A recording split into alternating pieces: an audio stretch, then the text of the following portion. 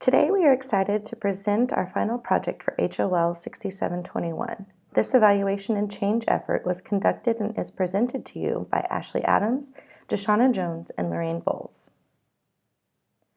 HealthLink is a nonprofit 501c3 organization serving more than 5,000 students and their families in San Mateo, California.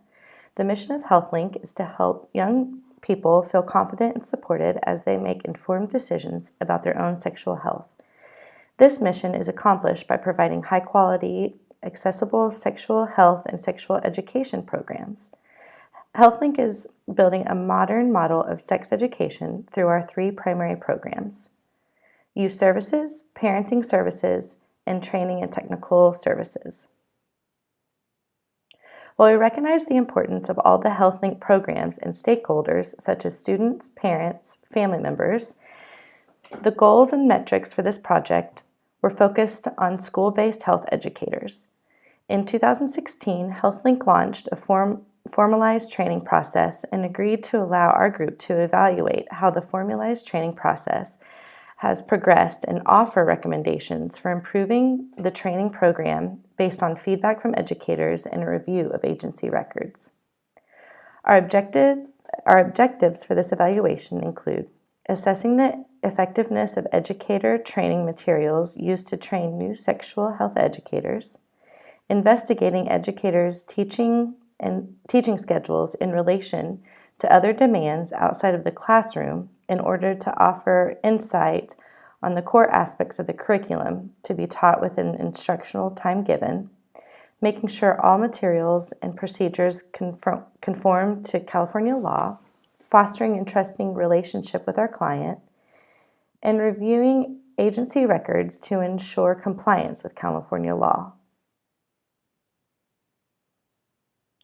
We conducted a quantitative analysis of the online survey developed and conducted by HealthLink in May 2017.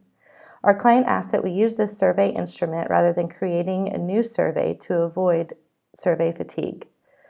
Deshauna conducted an in-person focus group to gather educators' insights about the program and materials and solicit feedback about their school-based teaching experience. For the internal agency review, we looked at HealthLink's annual report, educator survey, strategic plan, 2016 annual report, and website content. Externally, we looked at California's Health Youth Act. As Berman and Vasquez stated, the trained observer method can be used to monitor a program and offers an opportunity to execute an in-depth program evaluation. By having a trained observer, in this case, our team member Deshauna Jones, observe an educator in the classroom, we had the opportunity to determine the effectiveness of the materials used in the training process. The information that our group wanted to capture from a trained observer included time to get through curriculums, lesson plans for the day, the time it took to get from class to class when teaching consecutive class periods, and the ability for the educator to internalize materials and offer instruction effectively. For the internal agency record review, we opted for a coding process defined as an analytical process in which data, both qualitative and quantitative, is categorized to facilitate analysis. We focused our coding on the following: similarities, differences, and frequencies. The themes included training, community-wide commitment, and professional development. We reviewed the law and compliance requirements, and from our document review, HealthLink is in compliance with the California law. To analyze the survey, our group chose quantitative and qualitative analysis using enumerative methods, which can help highlight patterns in data and are a good option for analysis of open-ended survey questions and/or analysis of existing documentation or program records. The enumerative method we used was classical content analysis.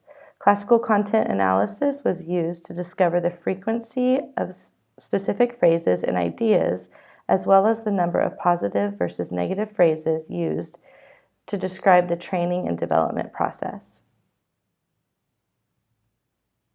The focus group data collection methods consisted of group roundtable discussion, anonymous paper snowball throw-in, sticky note placement on large poster board, and dot voting. The analysis of the focus group results yielded many findings which allowed our group to form additional recommendations to assist in the ongoing training of existing educators as well as the training practices of new educators during the onboarding process. The focus group consisted of 4 diverse priority topics, which were educator job responsibilities, educator partnership with host teachers, school-based course scheduling and protocol, and recommendations for conversations and negotiations at the contractual level with school administration and district. During the observation of Educator 5, it was made apparent that the tools created by HealthLink to use in the classroom while observing educators are beneficial. The forms are made in such a way that allows free writing of notes and recommendations for the educator being observed. This educator had 4 classes in 2 different classrooms. It was observed that the preparation prior to instruction at this school was spot on. Lesson plans were prepared, educators' schedules were handy, informing the educator where they needed to be, and there was efficient communication with the other health educators. The recommendations we have for HealthLink are as follows. First, it is very important that as HealthLink moves into the next upcoming school year, there's a standard scaling system in place for the number of classrooms to be served at a school site based on the educator capacity and what is feasible. Plenty of educator stress came from the overextension of educators because too many contracts were booked with no wiggle room as HealthLink was booked to the capacity many times this school year. If there is a standardized number of school sites or classrooms based not on how many educators they have, but one less, that creates the opportunity to be a floater educator not assigned to a school who can substitute when needed, relieving stress and anxiety.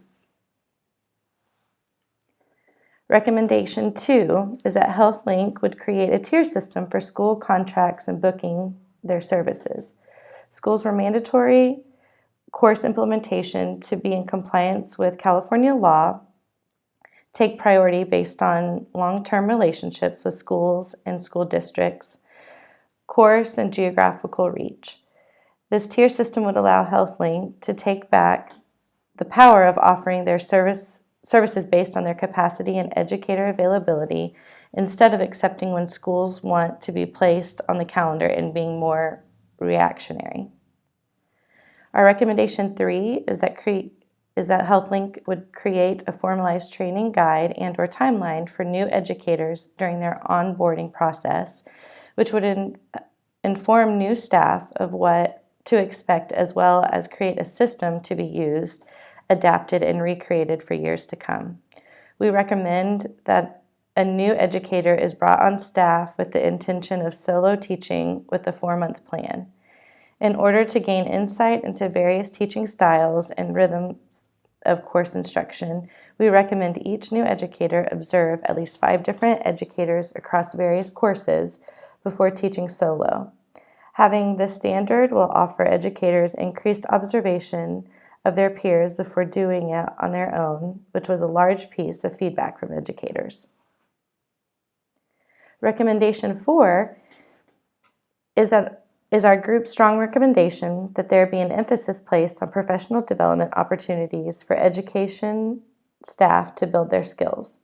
HealthLink can ask master teachers to come in and share tips on classroom management, trauma-informed care, mental health, and community resources, and more topics such as educators express interest in. We recommend that there be a standard in place for each educator to complete 2 professional development training opportunities a year. In conclusion, our group used what was learned this semester about evaluation, data collection methods, and analysis to assess the impact of HealthLink's key programs. Our evaluation recommendations will propel HealthLink's mission to help young people feel confident and supported as they make informed decisions about their sexual health. Thank you for joining us for this presentation. It's been a pleasure to be with you all in class this semester.